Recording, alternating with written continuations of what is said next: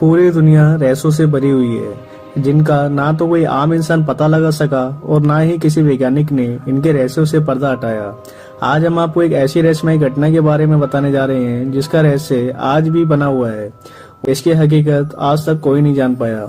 आज हम आपको एक ऐसे विमान की कहानी बताने जा रहे हैं जो उड़ान भरने के बाद आसमान में गायब हो गया, लेकिन 35 साल बाद अचानक उसी एयरपोर्ट पर लैंड कर गया जहां उसे पहुंचना था।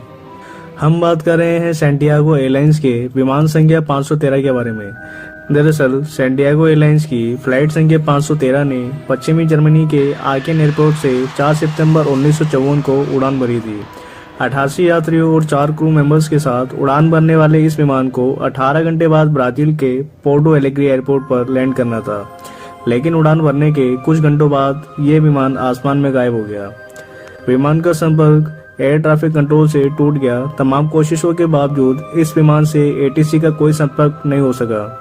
उसके बाद जर्मनी और ब्राजील की सरकारों ने विमान को ढूंढने की तमाम कोशिशें की, लेकिन हर कोशिश बेकार हो गई।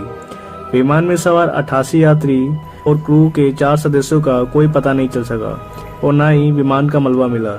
जब विमान का जमीन से संपर्क टूटा तब विमान अटलांटिक महासागर के ऊपर उड़ान भर रहा था। बचाव दल और खोजी टीमों ने इस विमान के मलबे और यात्रियों को खोजने की काफी कोशिशें की, लेकिन कोई फायदा नहीं हुआ। इसके बाद दोनों देशों की सरकारों ने मान लिया कि विमान अटलांटिक महासागर में हादसे का शिकार हो गया और विमान के सभी यात्री इसी में समा गए। खोजी और बचाव दल ने अपनी रिपोर्ट पेश कर दी और बताया कि विमान अटलांटिक महासागर में हादसे का शिकार हो गया और विमान में सवार सभी 92 लोगों की मौत हो गई। बहुत समय गुजर गया, साल, 2 साल, 4 साल, लेकिन विमान का कोई सुराग नहीं मिला। लेकिन एक दिन 12 अक्टूबर 1989 को पोर्टो एलेग्रे एयरपोर्ट के एटीसी यानी एयर ट्रैफिक कंट्रोल के स्क्रीन पर एक अनजान विमान देखा गया। एटीसी ने विमान के पायलट से संपर्क करने की कोशिश की, लेकिन विमान के पायलट की ओर से कोई जवाब नहीं आया। ये विमान तेजी से एयरपोर्ट की ओर बढ़ रहा था। ये सब देखकर एयरपोर्ट के अधिकारियों में हड़कंप मच गया, क्योंकि विमान तेजी से एयरपोर्ट के रनवे की तरफ आने लगा, जबकि विमान के पायलट ने एटीसी से विमान को लैंड करने की इजाजत भी नहीं मांगी थी।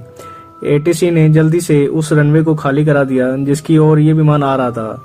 थोड़ी देर में विमान ने रनवे पर लैंड कर दिया। ये देखकर एयरपोर्ट के अधिकारी हैरान रह गए कि बिना इजाजत के कोई अनजान विमान एयरपोर्ट पर लैंड कर गया है। उसके बाद एयरपोर्ट के तमाम कर्मचारी विमान के पास पहुंचे तो देखा ये विमान एकदम नया है और विमान का इंजन अभी भी चालू है। एयरपोर्ट के कर्मचारियों की नजर जैसे ही विमान के ऊपर के हिस्से पर पड़ी जिस पर उस एयरलाइंस का नाम लिखा था, जिस एयरलाइंस का ये विमान था, ये विमान उसी सैंटियागो एयरलाइंस का था जिसका एक विमान 35 साल पहले अटलांटिक महासागर के ऊपर से गायब हो गया था। यह देखकर एयरपोर्ट के अधिकारी घबरा गए, क्योंकि ये एयरलाइंस हादसे के 2 साल बाद यानी साल 1956 में बंद हो गई थी। उसके बाद कुछ कर्मचारियों को विमान के अंदर भेजा गया, लेकिन जैसे ही कर्मचारी विमान के अंदर पहुंचे, अंदर का नजारा देखकर उनकी चीखें निकल गई, क्योंकि विमान की सीटों पर इंसानों के कंकाल बैठे थे। उन्होंने सीट बेल्ट भी लगा रखी थी। उसके बाद कुछ अन्य कर्मचारियों को विमान के अंदर भेजा गया, उन्हें भी वही नजारा दिखाई दिया। उसके बाद विमान के कॉकपिट का दरवाजा खोला गया तो सबसे हैरान करने वाला नजारा देखने को मिला, क्योंकि विमान के दोनों पायलट भी कंकाल ही थे। एक ने विमान को कंट्रोल करने वाले हैंडल को पकड़ रखा था। पहली बार इस विमान की लैंडिंग की कहानी वीकली वर्ल्ड टैबलॉइड मैगजीन में 14 नवंबर 1989 को छपी थी। इस कहानी को छापने वाले पत्रकार थे इरविन फिशर। जब इरविन फिशर ने इस कहानी को छापा तो तमाम लोगों ने इसे सच मानने से इनकार कर दिया, क्योंकि ब्राजील सरकार ने भी इस बारे में कोई जानकारी नहीं दी थी। लेकिन माना जाता है कि सरकार ने इस रहस्यमय विमान की लैंडिंग की कहानी इसलिए किसी को नहीं बताई कि कहीं लोगों में भय पैदा ना हो जाए। लेकिन आज तक कोई नहीं जान पाया कि आखिर सच्चाई क्या है। उस विमान ने हकीकत में लैंडिंग की थी या एडविन फिशर की वो कहानी खर्ची और ख्याति पाने के लिए थी।